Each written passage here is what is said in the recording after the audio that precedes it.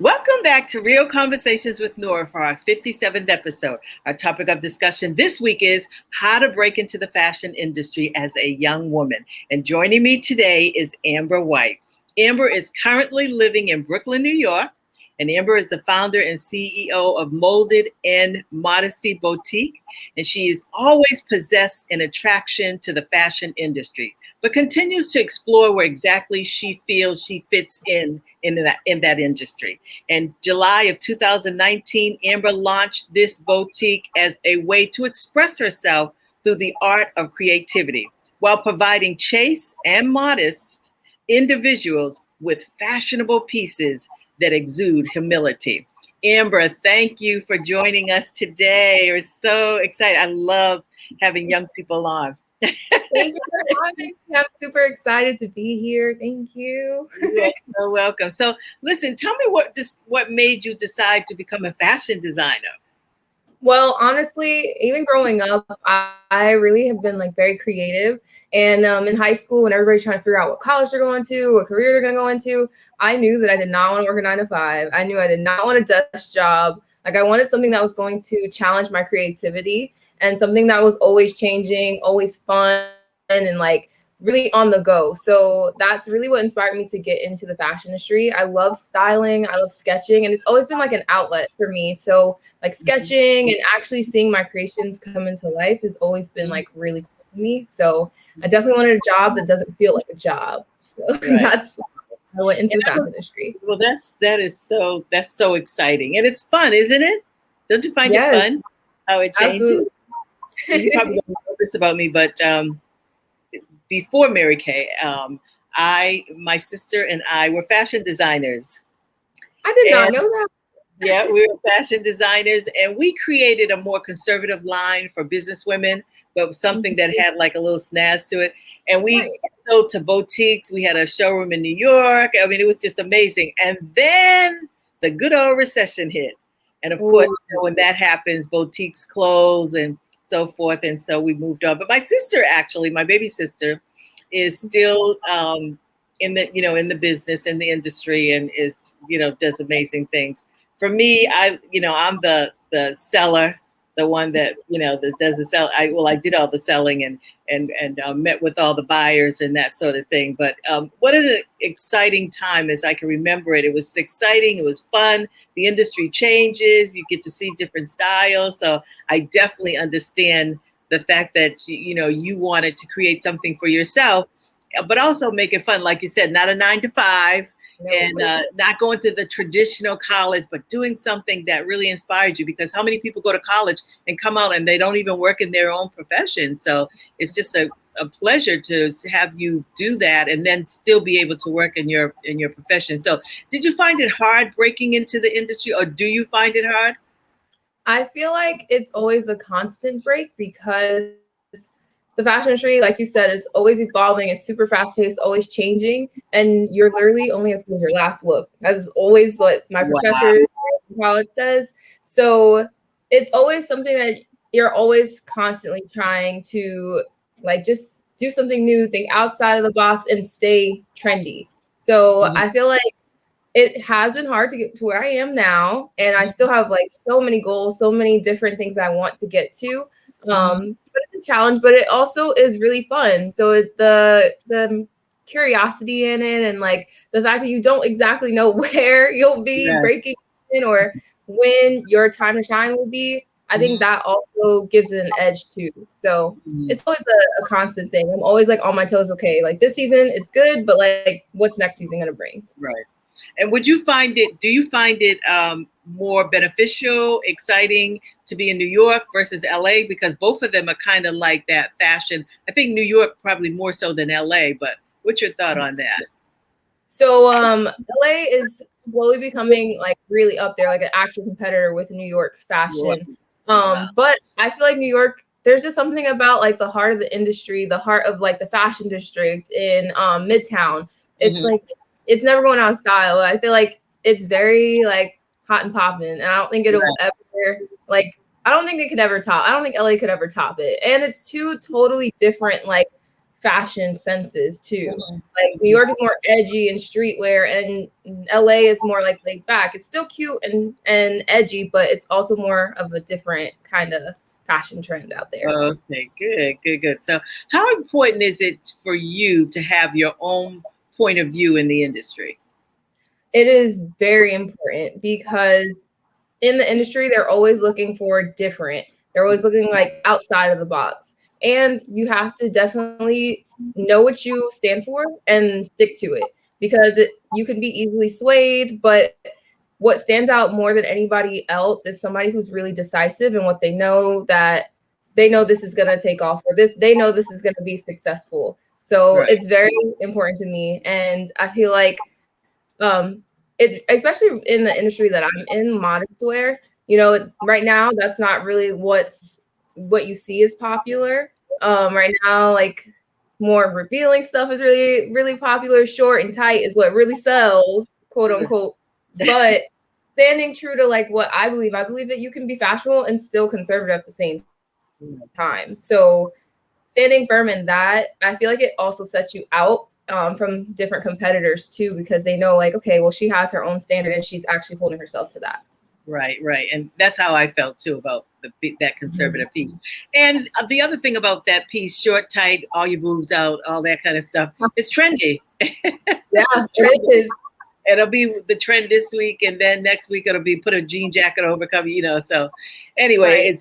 it's from and what's your thought about, because there is, I'm gonna risk saying this, but because it's made in 2X, 3X, and 4X doesn't mean that it's definitely for you. Or it could be for you. It could be for you if you just, like some people put on a body shaper, body shapers, they don't just tuck you in, they just make it smooth. And so talk about a little bit about that. The things that women can do, even if it is made in a 2X or 3X, doesn't mean that you can't buy it, doesn't mean that you can't wear it, but it's how you wear it. Exactly. I always say that. My mom, my mom, Lisa Charity, when I was getting into the industry, she always said, Amber, make sure you look out for the big girls. So I always make sure that all my designs, it can be worn by somebody who's an extra small or all the way up to a 5XL we go up to. Mm-hmm. So I definitely feel it's not what you are, it's how you wear it. So even if you do like shapewear underneath,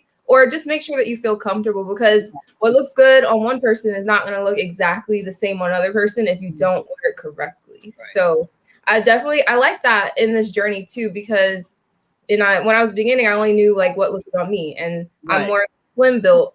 But with this journey and just like learning from different women too, learning from my mom, learning from my aunts, some of my customers, just feedback, I'm able to just like realize it from a different perspective. And know when I am designing, okay, this kind of cut is not going to look good on this size or this size, and just tweaking it so that it's versatile, that everybody can wear it.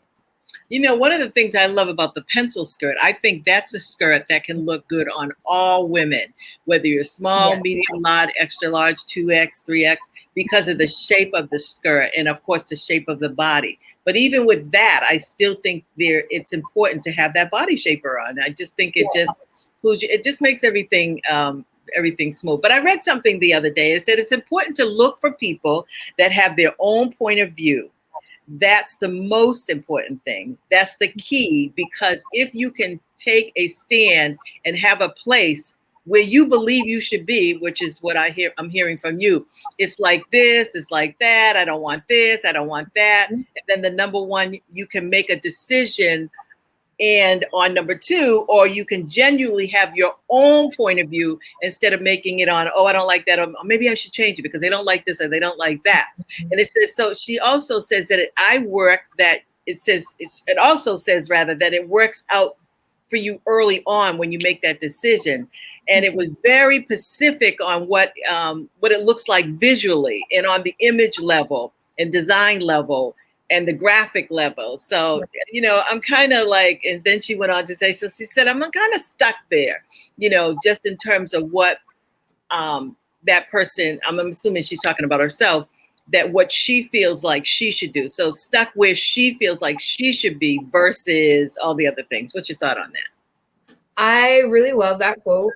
I think it is really important to stick what you believe in, because like I was saying earlier, it is very easy to be swayed like, okay, well, this is in trend, so how can I incorporate that into like selling? And you can get carried away real fast. Like, okay, modular is not really selling as much as like short and tight and what's trending. Right. But you have to stick to like your morals and stick to what you believe in, because I feel like that speaks more volumes to people, and they know that, okay, this girl, she sets the bar for herself, kind of thing. So I really love that quote. Yeah, it was good. I love to Google. I love Google. So tell me a little bit about your designs and what you work hard to portray in your design. What is it all about? Talk about that. So I mainly design, like I was telling you, modest wear. But I also try to find the bridge between modest wear and trendy clothing. So a lot of times people think conservative and they think like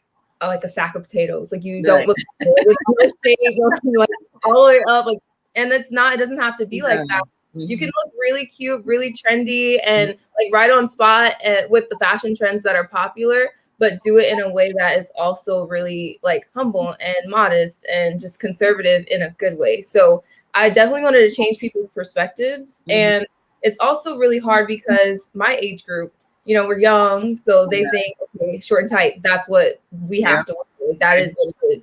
And it's hard to sell to my age group because of that.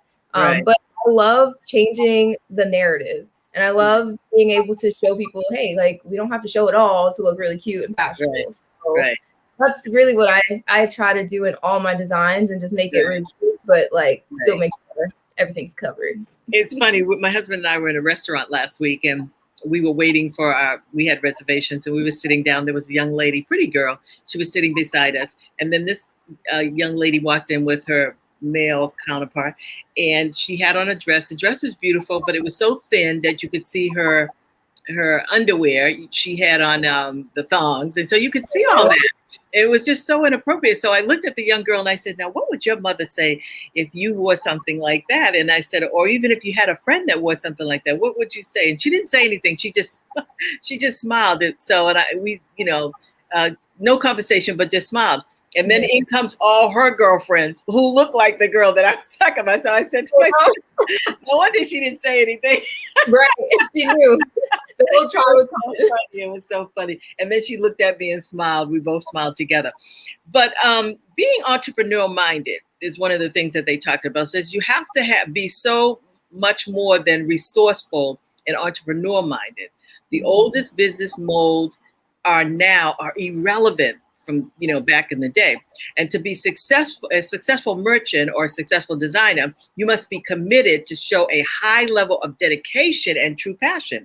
And you have to continually cultivate a unique point of view, discover new talent, and secure exclusive brands, and provide a strong point of difference for each one of your customers. Yeah. So you have a customer that likes this, you have a customer like, so what's your thought about that? Absolutely. The entrepreneurship mindset, it is very different, and it is passion driven. And I've seen so many of my friends, we all started out with the same goal. Like we want our passion have really highs, really lows. But in those lows, it's what drives you is your passion to do it, and your passion like to actually love designing. And I feel like that is what has like pushed me through even the lows about like just frustration, and the fact that like I just, you have a mindset like I'm gonna start a business, it's gonna take off and be a millionaire, but it's not like that. So just like the passion behind it is really what drives me to just keep going, even when like, okay, well, sales are not that great this month, but like it'll be better. And I think that is very, very important. Right. Repeat what you said about your friends, because you froze a little bit there and I didn't hear it. You have friends that. Yeah, we all started out. I have a couple friends that we went to college together. We graduated through the fashion program at our college and everything.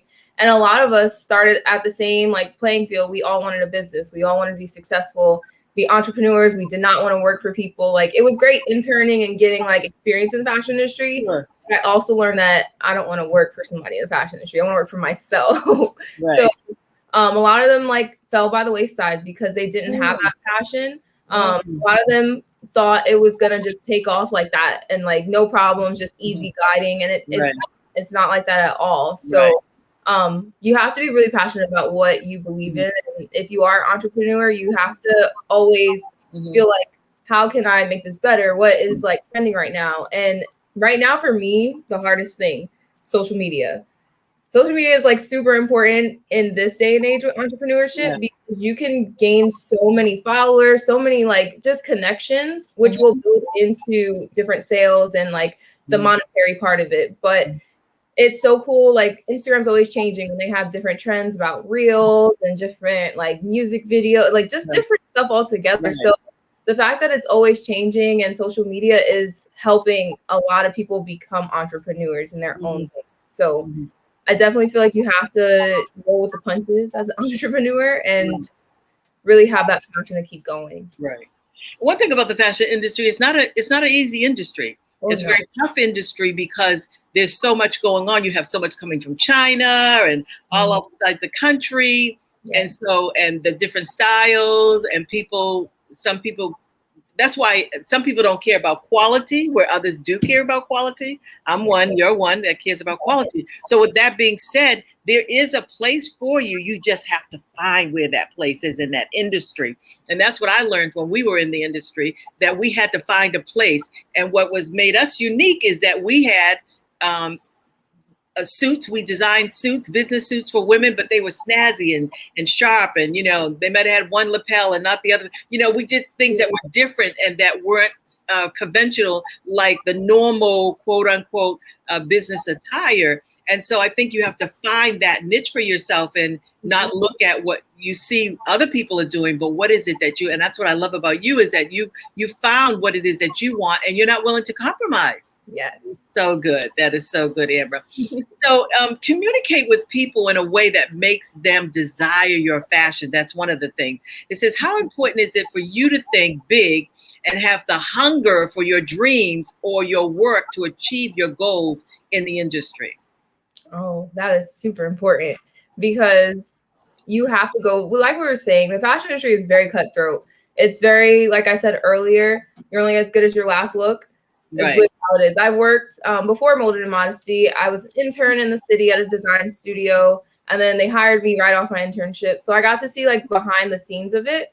And you can see how hard like they really work, the designers. That's what they love. And like, you have to be hungry for it because nobody else is they are not gonna feed you in the fashion industry. They're not gonna give you anything. You have to fight for it. Which is really like, it's hard because I was a little shy at first, like going in, like you're the new girl, but you have to be like assertive, and you have to have some sort of aggression, not a bad aggression, but like just be very passionate and driven about what you stand for. Right.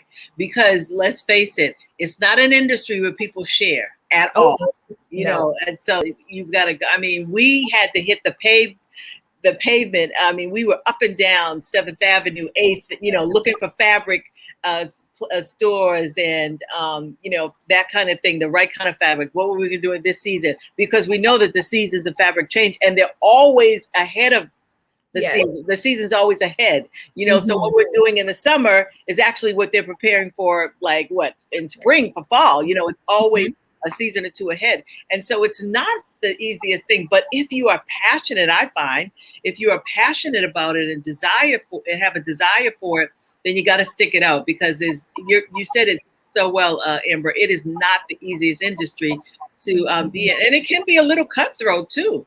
You know, people steal your ideas and stuff like that. And so how do you get around that? Let's talk about that because there aren't any copyright ideas.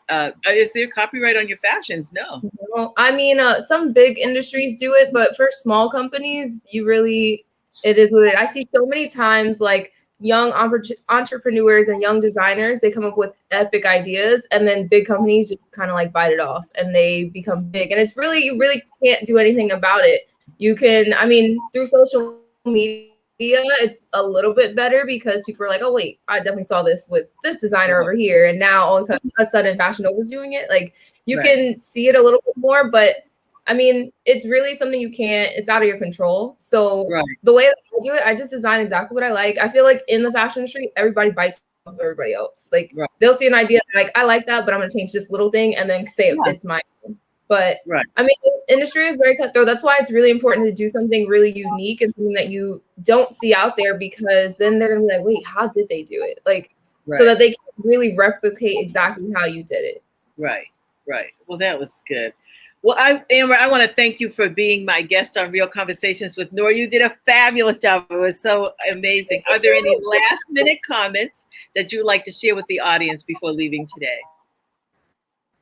I just want to say thank you for the opportunity, Miss Nora. You are amazing. This is like literally like girl chat. I love it. And I'm just really excited to see like where my business takes me. So I'm really excited. Good, good. And share with the audience how they can find you on social media, how they can find your line, and yes. a little bit about you. On Instagram and Facebook, my tag is molded_in modesty. And I can be found through email, moldedmodesty@gmail.com. If you have any questions, I'm literally always communicating with customers, always just building those relationships. I have so many people who just slide in the DMs on Instagram just with questions or just like, wow, I really love this. And then we end up talking about life. So I love getting to know like all my new customers, even if they're not customers, just building relationships with people. So I think Instagram's the way to go. If they want to check out my website, it's www.moldedinmodesty.com. Okay, so give us your email address and say it a little bit slower. I'm like speed talking. Okay, so my email is molded_N_modesty@gmail.com. Okay, good. And your website again? Is www.molded-n-modesty.com. Okay, good. Well, once again, I want to thank you for your insight. You were amazing. You were excellent. I mean, the topic is good, especially for someone young who wants to be a fashion designer. You will be the example, a great example for them, and just to be a fashion designer and how to get into the industry. If they choose to get in the industry. I was talking to one of my coaching clients, and her daughter is moving to New York because she wants to be in the fashion industry and that whole thing. And so she's moving there with 3 girlfriends, and I told her, she'll be all right because it's her passion. And so once again, I want to thank you for your insight on today's topic. And for our Real Conversation with Nora audience, follow us on social media on Instagram at BWOTMFG and on Facebook at Businesswomen on the Move for God.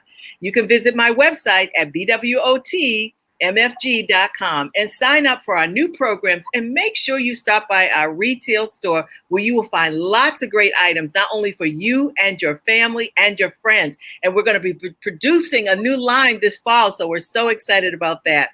And also ask your friends to watch the show each week and watch it and share it with others. And we look forward to seeing you next Thursday at 1 p.m. Eastern Standard Time on Real Conversations with Nora. Have a blessed, awesome, and prosperous week. God bless you.